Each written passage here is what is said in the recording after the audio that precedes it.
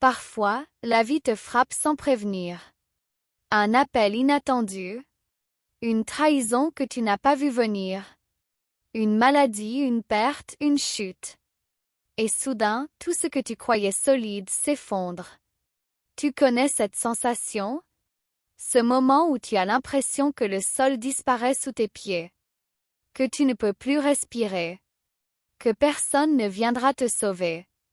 Mais il existe une philosophie, une manière de voir le monde, née dans les tempêtes de l'histoire.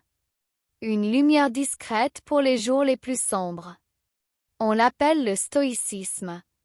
Et non, ce n'est pas de l'indifférence. C'est une force. Un feu intérieur. Un calme au cœur du chaos.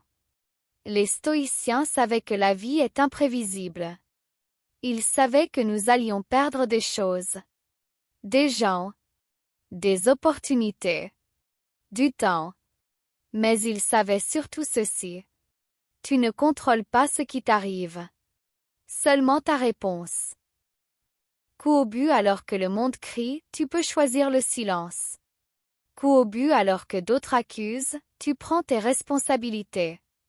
Coup au but alors que certains s'effondrent, toi, tu te relèves. Car le stoïcien ne fuit pas la douleur. Il la regarde en face.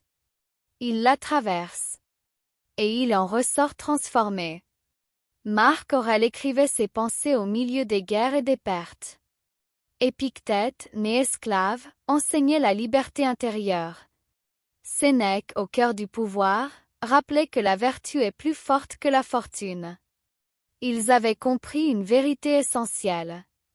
Index revers pointant vers la droite blanc. L'extérieur ne nous appartient pas. Index revers pointant vers la droite blanc, mais notre caractère, nos choix, notre attitude, si. Alors, la prochaine fois que la vie te secoue, quand tout semblera s'écrouler autour de toi, souviens-toi de ceci. Tu n'es pas ce que tu perds. Tu es ce que tu fais avec ce qu'il te reste. Tu es la force que tu décides de cultiver. Tu es le feu qui continue de brûler, même quand tout s'éteint. Lève-toi. Pas comme avant, mais comme quelqu'un de plus sage, de plus fort, de plus libre, comme un véritable stoïcien.